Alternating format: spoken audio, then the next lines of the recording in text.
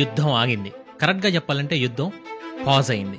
మళ్ళీ జరుగుద్దా లేదా అనేది ఎల్లుండు క్లియర్ ఇన్ఫర్మేషన్ బ్రీఫింగ్‌లో చెప్తారు మే 12న. ఈరోజు జరిగిన బ్రీఫింగ్‌లో ఏం చెప్పారంటే director general of military operations of Pakistan call చేశారంట. మన Indian director general of military operations of ఇండియాకి కాల్ చేసి ఆఫ్టర్నూన్ 3:35 PMకి కాల్ చేశారు. అండ్ ఇద్దరూ అగ్రీ అయ్యారంట బోత్ సైడ్స్ మిలిటరీ యాక్షన్ని, ఫైరింగ్‌ని స్టాప్ చేయడానికి. అది ల్యాండ్ మీద అయినా సరే, సీలో అయినా సరే, ఎయిర్లో అయినా సరే. Both sides would stop all firing and military action on land and in the air and sea with effect from 1700 hours Indian Standard Time. దీని గురించి అప్డేట్స్ 12th మే ఆఫ్టర్నూన్ 12కి ఇస్తారని చెప్పారు. ఎల్లుండి తెలుస్తుంది ఆగిందో పాజ్ అయిందో. మీతో ఇదేనయ్యా ప్రాబ్లం. ఏదో చేద్దామని వస్తారు, ఏం చేయకుండా ఫోన్ చేసి బతిలాడతారు. కథలెన్నో చెప్పారు, కథలెన్నో మింగారు, ఇండియాని గెలికారు, అనుభవించారు పాకీలు. అయితే ఈ IMF గురించి పాకిస్తాన్ కొంచెం ఎక్కువ తక్కువ చేసింది నిన్న. అసలు వాళ్ళు ఇంత భయపడి కాల్ చేసేంత మనం ఏం చేసామో కూడా తెలుసుకోవాలిగా. IMF గురించి and next day India attacks గురించి క్లియర్ గా చెప్తా. గ్యాంబ్లింగ్ అండ్ బెట్టింగ్ మన ఫైనాన్షియల్ హెల్త్ కి హానికరం. అడిక్ట్ అయ్యే ఛాన్స్ ఉంది. మీ జేబులు ఖాళీ అవుతాయి. బెట్టింగ్ చేయకండి, చేసే వాళ్ళని ఎంకరేజ్ చేయకండి. ముష్టిని కూడా వీరముష్టి అని చెప్పుకుంటున్న పాకిస్తాన్. మీకు తెలిసే ఉంటది, IMF పాకిస్తాన్ కి లోన్ శాంక్షన్ చేసింది. $1 billion ని మన ఇండియన్ కరెన్సీలో అయితే 8,500 కోట్లని శాంక్షన్ చేసింది. You have social conscience, you have civic sense. Come here, you stupid fellow. మనోళ్ళు మండిపోయి IMF ని బూతులు తిడుతున్నారు. అంటే ఆబ్వియస్ గా కోపం వస్తుంది కదా జనాలకి. ఈ టైంలో పాకిస్తాన్కి అంత డబ్బు ఇవ్వడం అంటే. అలాంటి టైంలోనే నాకు ఒక డౌట్ వచ్చింది, అసలు ఇండియా ఎందుకు ఈ IMF లోని పాకిస్తాన్కి ఇచ్చేది ఆపలేకపోయింది అని.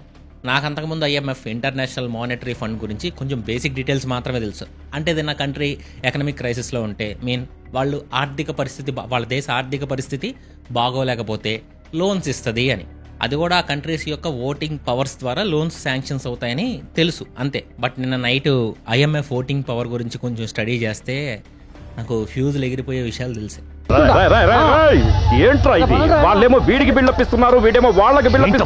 ఇందులో 25 మంది డైరెక్టర్స్ ఉంటారు. ఈ 25 మంది 190 దేశాలని రిప్రజెంట్ చేస్తారు. జాగ్రత్తగా వినండి. ఇక్కడ 50% కంటే ఎక్కువ ఓట్ షేర్ వస్తే అక్కడ లోన్ శాంక్షన్ అయ్యింది. అండ్ ప్రతి కంట్రీకి కొంత ఓటింగ్ షేర్ ఇస్తారు. అండ్ ఈ ఓటింగ్ షేర్ 100%లో యూఎస్ఏకి ఒక్కదానికే 16% ఓటింగ్ షేర్ కంటే ఎబో ఉంది. ఇది అర్థమైంది అనుకుంటున్నా. మళ్ళీ ఇంకోసారి జాగ్రత్తగా వినండి. ఈ 25 మంది డైరెక్టర్స్లో 8 మంది ఇండివిజువల్ కంట్రీ డైరెక్టర్స్. అంటే ఒక డైరెక్టర్ ఒక కంట్రీని రిప్రజెంట్ చేస్తాడు. మిగిలిన 17 డైరెక్టర్స్ అంటే 25 - 8. ఈ 17 డైరెక్టర్స్ 190 కంట్రీస్లో -8 కంట్రీస్ తీసేస్తే 182 కంట్రీస్. అంటే ఒక 17 డైరెక్టర్స్ 182 కంట్రీస్ని రిప్రజెంట్ చేస్తున్నారు. ఇక్కడ చార్ట్ పెడుతున్నా చూడండి. ఆ ఇండివిజువల్ కంట్రీస్ లిస్ట్ పెడుతున్నాను. నేను పర్సనల్గా international monetary fund IMF website నుంచే చూశాను ఈ స్టాట్స్. బట్ ఆ స్టాట్స్ చూసినప్పుడు నాకు చాలా కన్ఫ్యూజింగ్ అనిపించింది. అందుకే మీకోసం సింప్లిఫై చేసి ఈ చార్ట్ని నేను తయారు చేశాను. 8 individual executive directors voting power. Country చూడండి, నేను ఇక్కడ చూసి చెప్తాను, మీకు ఇక్కడ చార్ట్ ఉంటుందిలేండి చూడండి.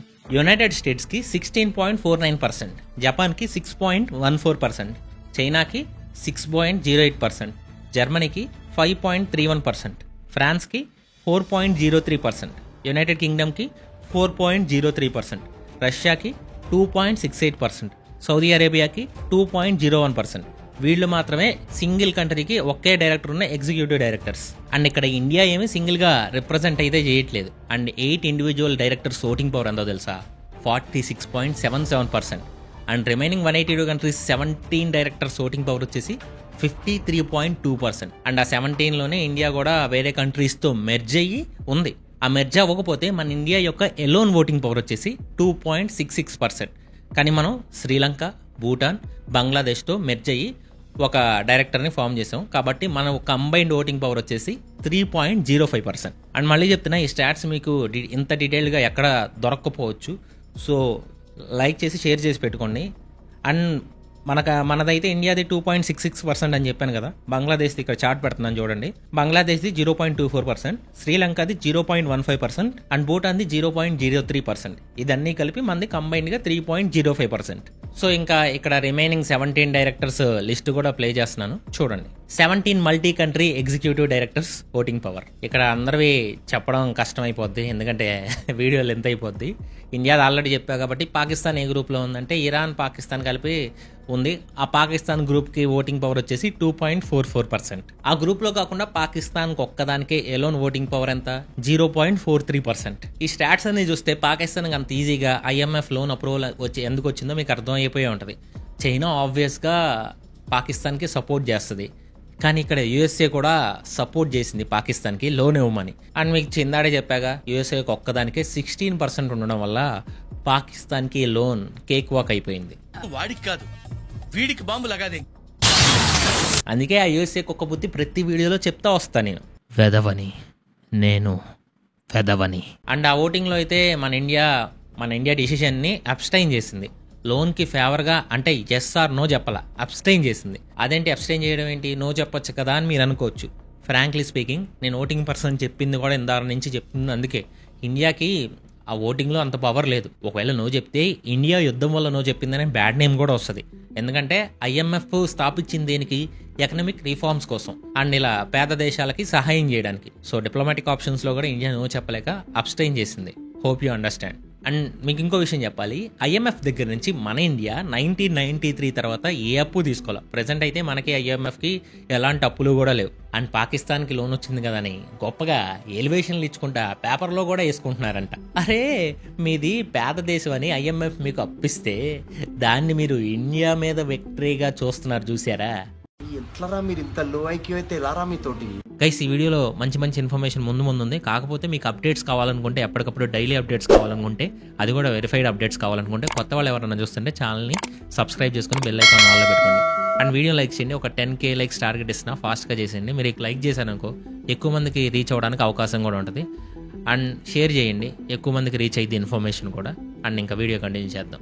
అండ్ మీ అందరికి ఇంకో డౌట్ కూడా వచ్చి ఉండొచ్చు, అది కూడా క్లారిటీ ఇచ్చేస్తా. ఎందుకు USAకి అంత ఓటింగ్ పవర్ ఉంది, 16% ఓటింగ్ పవర్ USAకి ఎందుకు ఉంది అని మీకు రావచ్చు. IMFలో ఈ ఓటింగ్ పర్సంటేజ్ అనేది కోటా సిస్టమ్ మీద బేస్ అయ్యి ఉంటుంది. అందులో మెయిన్ ఫ్యాక్టర్స్ మీకు ఎంత ఓటింగ్ పవర్ పెరుగుద్ది అంటే మీ GDP సైజ్ ఎంత ఎక్కువ ఉంటే అంత పెరుగుద్ది. అండ్ ఎకనామిక్ వేరియబిలిటీ ఉంటుంది. అండ్ ఇంటర్నేషనల్ రిజర్వ్స్ మీ దగ్గర ఎంత ఉన్నాయనేది ఉంటుంది.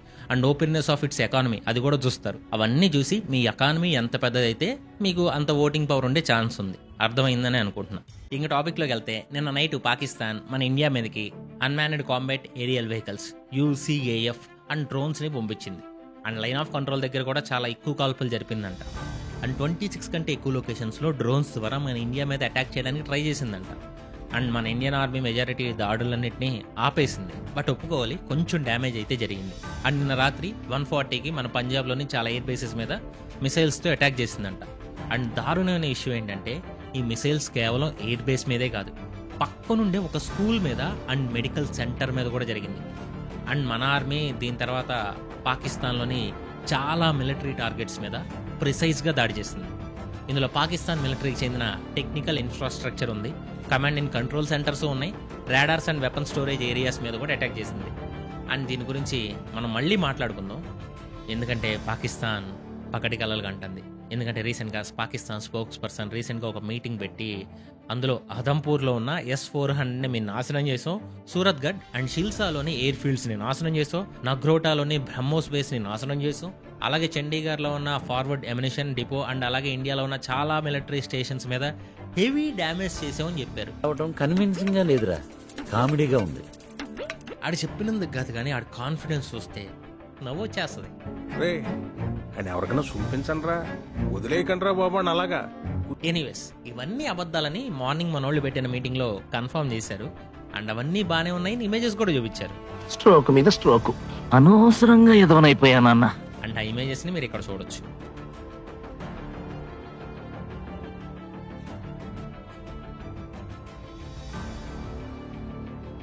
అండ్ ఇప్పుడు ఇండియా చేసిన అటాక్స్ విషయానికి వస్తే, వారం రోజుల గ్యాప్లో ఇండియా పాకిస్తాన్కి 2 ఎర్లీ సన్ రైజెస్ని చూపించింది. అండ్ ఇండియా పాకిస్తాన్ యొక్క 6 ఎయిర్ బేసెస్ మీద అటాక్ చేసింది.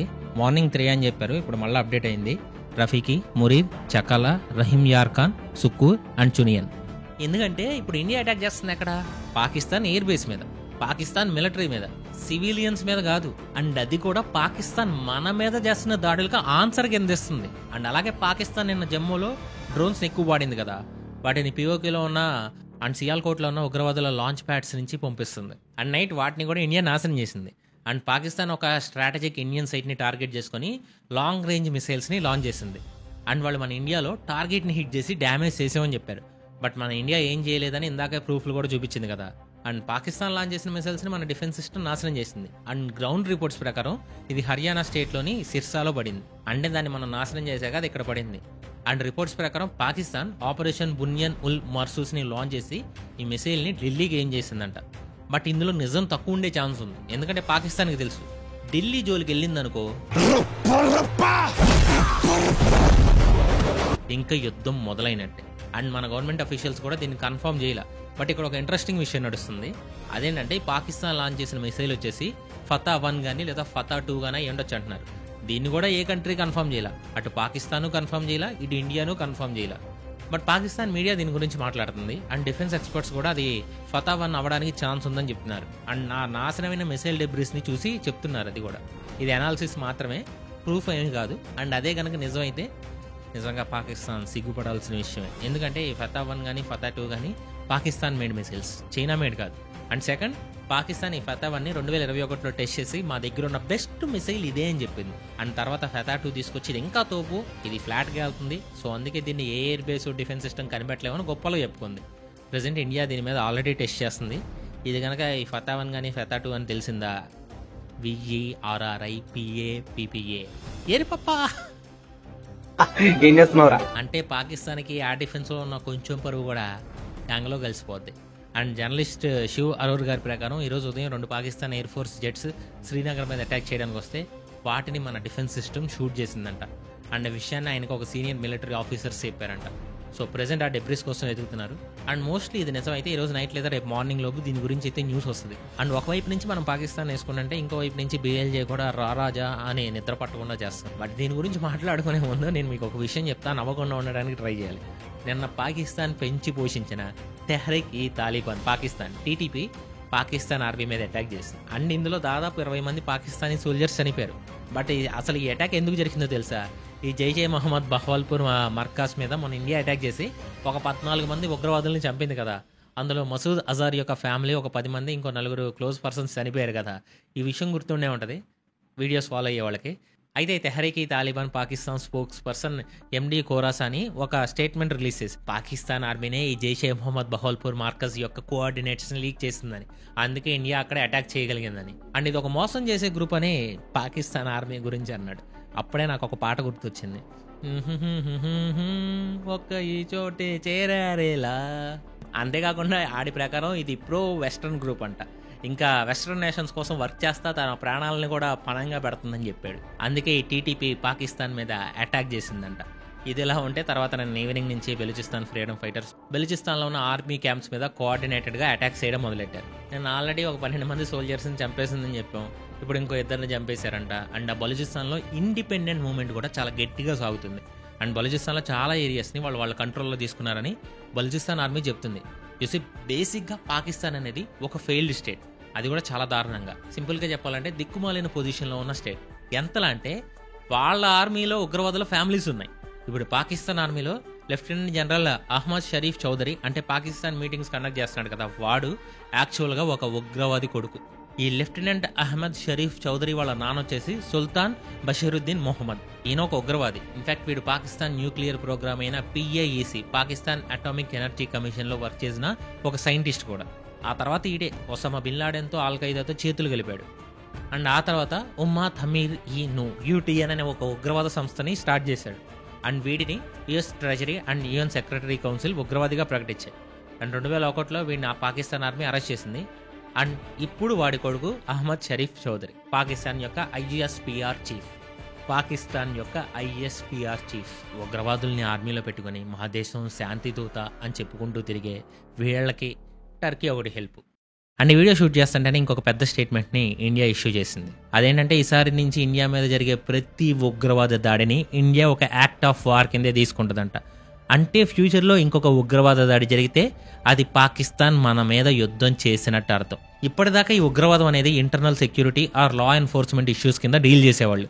అండ్ ఇక్కడి నుంచి పాకిస్తాన్ మన మీద చేసే అటాక్స్ కూడా ఉగ్రవాద అటాక్స్ లాగే ట్రీట్ చేస్తాం.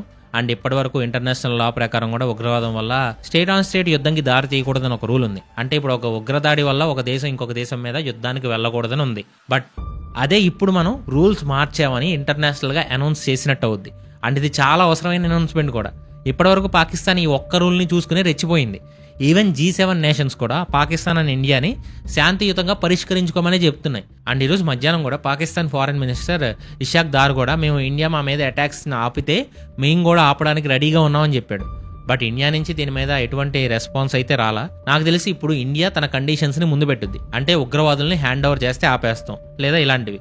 అండ్ ఈ కాన్ఫ్లిక్ట్ కూడా ఎండ్ అవ్వడానికి ఛాన్సెస్ ఎక్కువ ఉన్నాయి. ఎందుకంటే ఇంటర్నేషనల్గా చాలా కంట్రీస్ రెండు దేశాల మీద ప్రెషర్ పెట్టడం స్టార్ట్ చేశాయి, యుద్ధం జోలికి వెళ్ళకూడదని చెప్పి. అదేంటో మరి నాకు అర్థం కాని విషయం ఏంటంటే వాళ్ళు ఉగ్రవాదుల్ని పంపినప్పుడు లేవని నోర్లు ఇప్పుడు లెగుస్తాయి. ఎనీవేస్ ఇండియా కూడా డిప్లొమాటిక్గా గేమ్ ఆడుతుంది. చూద్దాం ఇది ఎక్కడ ఎండ్ అవ్వద్దు. అండ్ నెక్స్ట్ అప్డేట్స్ వచ్చేసి PSLని UAE నుంచి కండక్ట్ చేస్తామని చెప్పాక దుబ్బే అని UAE పాకిస్తాన్కి చెప్పినట్టు సమాచారం. అండ్ మన IPL కూడా ఈ మంత్లో మళ్ళీ రెజ్యూమ్ అయ్యే ఛాన్స్ ఉందంట. అది కూడా చెన్నై, బెంగళూరు అండ్ హైదరాబాద్ స్టేడియంస్లోనే జరుగుతుందంట. అండ్ ఈ వీడియో ఎండ్ చేసే ముందు ముఖ్యమైన విషయం ఏంటంటే ఈరోజు మార్నింగ్ మళ్ళీ మన మినిస్ట్రీ ఆఫ్ ఎక్స్టర్నల్ అఫైర్స్ ఈ ఆపరేషన్ సింధూర్ గురించి బ్రీఫింగ్ ఇచ్చారు. అండ్ ఈరోజు ఆపరేషన్ సింధూర్ మీద మళ్ళీ ఈవినింగ్ 6కి బ్రీఫింగ్ ఉంది. దాని గురించి ఫుల్ లెంత్ వీడియో రేపు చేస్తాను. అండ్ నిన్న నైట్ పాకిస్తాన్ చేసిన దాడుల్లో మన జమ్మూ అండ్ కాశ్మీర్ యొక్క additional district development commissioner SH Raj Kumar Thapa గారు చనిపోయారు. అదేంటంటే పాకిస్తాన్ చేసిన దాడుల్లో ఒక షెల్ ఆయన ఇంటి మీద పడడం వల్ల ఇలా జరిగింది. అండ్ ఆయన ఆత్మకి శాంతి కలగాలని కోరుకుందాం. అండ్ నేను పాకిస్తాన్ చేసిన దాడిలో పంజాబ్లోని ఒక ఫ్యామిలీలో 3 గాయపడ్డారు. అండ్ ఈ విషయాన్ని పంజాబ్ CM భగవంత్ మాన్ గారు కన్ఫర్మ్ చేశారు కూడా. సో వాళ్ళు కూడా త్వరగా రికవర్ అవ్వాలని కోరుకుందాం. అండ్ ఎప్పటికప్పుడు మీకు అప్డేట్స్ కావాలంటే కొత్త వాళ్ళు ఎవరైనా ఛానల్ చూస్తుంటే ఛానల్ని సబ్స్క్రైబ్ చేసుకుని బెల్ ఐకాన్ని ఆల్లో పెట్టుకోండి. అండ్ వీడియోని లైక్ చేయండి. అండ్ ఎక్కువ మంది కుదిరితే షేర్ చేయండి. ఒక 10K లైక్స్ టార్గెట్ ఇస్తున్నా చేసేయండి. ఎక్కువ మందికి రీచ్ అవ్వడానికి అవకాశం ఉంటుంది మీరు ఎక్కువ లైక్స్ చేస్తే. అండ్ ఈ వీడియో చివరి వరకు చూసిన ప్రతి ఒక్కరికి లవ్ యూ సో మచ్. ఎప్పటికీ